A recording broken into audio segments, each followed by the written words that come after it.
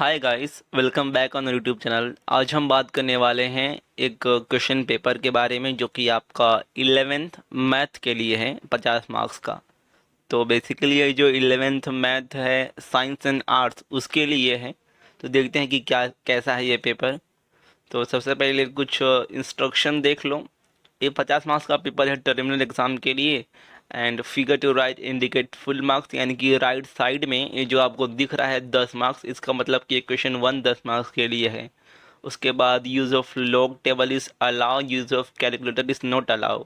यानी कि आपको कैलसी जो है कैलकुलेटर वो नहीं ले जाना है, बल्कि लॉग टेबल मिलेगा जिससे आपको कैलकुलेशन करना होगा।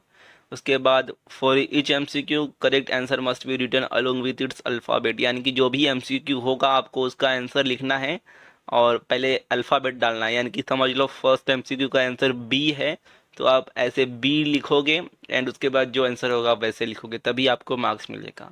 तो सेक्शन ए 10 मार्क्स के लिए है, इसमें कुछ एमसीक्यू हैं एंड उसके बाद वन लाइनर यानी कि छोटे क्वेश्चन हैं।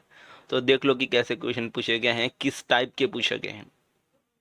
तो देखो, 11th में जो भी आए हैं स्टूडेंट, जो भी नए स्टूडेंट आते हैं, उनको सबसे जो ज़्यादा टेंशन होता है, सबसे ज़्यादा डर होता है, वो मैथ एंड फिजिक्स से ही लगता है। क्योंकि पूरा जो मैथ होता है 10वीं का मैथ, वो पूरा ही बदल जाता है। सब कुछ एकदम नया हो जाता है। डेरिवेशन, इंटीग्रेशन, डिफरेंशियल इक्वेशंस, ये सब कुछ एकदम मैथ ना नया हो जाता है। तो बच्चे समझ नहीं पाते मैथ को, डर जाते हैं पढ़ने, वो पढ़ नहीं पाते हैं। तो इसलिए आप क्या करो, मैथ से डरो मत, थोड़ा थोड़ा इससे पढ़ो और जो पुराने कुछ क्वेश्चन पेपर होंगे उसे सॉल्व करो। देखो, कोई भी एक जो एरिया होता है उसमें के जो भी कॉलेजेस वगैरह होते हैं, उनमें इंटर कन्वर्टिबल पेपर आते रहते, पेपर जो होता है क्वेश्चन पेपर, वो घुमा फिरा के आते रहते हैं। तो इसलिए आपका अगर कोई फ्रेंड होगा, कोई दोस्त होगा दूसरे कॉलेज में जहाँ पर एग्ज़ाम हो गया होगा पहले ही, तो उसका जो क्वेश्चन पेपर है उसे मांग के सोल्व किया करो। क्या पता उसमें से कुछ क्वेश्चन आपके कॉलेज में ही आ जाएं, तो ऐसा होता है। तो इसलिए जितना क्वेश्चन पेपर हो उतना सॉल्व करो, वही अच्छा रहेगा आपके लिए। अगर आप डरोगे तो फिर प्रॉब्लम हो जाएगा आगे चलकर, इसलिए उसे समझने की कोशिश करो थोड़ा थोड़ा। उसके बाद सेक्शन बी है, 16 मार्क्स के लिए कोई भी 8 अटेम्प्ट करने हैं। तो इसमें देखो कैसे क्वेश्चन है। सबसे पहले क्या पूछा गया है, find the angle between hour hand and minute hand in a clock at 10 past 11। तो ये आपका मैथ का क्वेश्चन है। उसके बाद find the polar coordinate and point was Cartesian coordinate. उसके बाद इक्वेशन वगैरह में के फाइंड करना है, प्रूफ करना है। तो ऐसे ऐसे क्वेश्चन पूछे जाएंगे।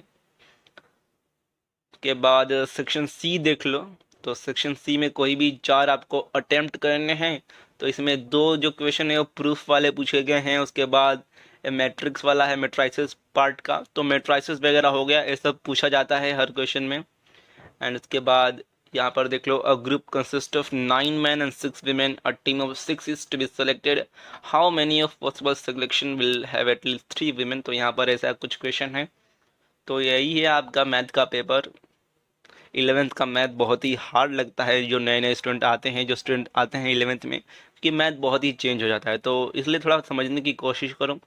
जो कुछ इजी इजी चैप्टर हैं, जैसे कि प्रोबेबिलिटी हो गया, बाइनोमियल डिस्ट्रीब्यूशन हो गया, कम से कम उसे पढ़ के रखो। ऐसा नहीं कि मैथ का पेपर छोड़ देना है। तो पढ़ के रखो मैथ, थोड़ा समझने की कोशिश करो। एंड ये है आपका सेक्शन डी, इसमें भी कुछ क्वेश्चन है, देख सकते हो। तो यही था आपका एक सैम्पल पेपर 50 मार्क्स का 11th मैथ का। इसका पीडीएफ आपको हमारे टेलीग्राम चैनल पर मिल जाएगा, जिसका लिंक डिस्क्रिप्शन में है, वहाँ से ज्वाइन कर सकते हो। ये रहा हमारा टेलीग्राम चैनल जिसका नाम है क्लास 11th SSMB। तो इसे ज्वाइन करना, यहाँ पर आपको इसका पीडीएफ मिल जाएगा। और साथ ही आप मुझे इंस्टाग्राम पर भी फॉलो कर सकते हो। अगर आपको कुछ डाउट आ रहा है 11th में, कुछ समस्या है, कुछ समझ में नहीं आ रहा है, तो आप मुझे इंस्टाग्राम पे मैसेज कर सकते हो, अपने डाउट पूछ सकते हो। वीडियो पूरा देखने के लिए बहुत बहुत धन्यवाद।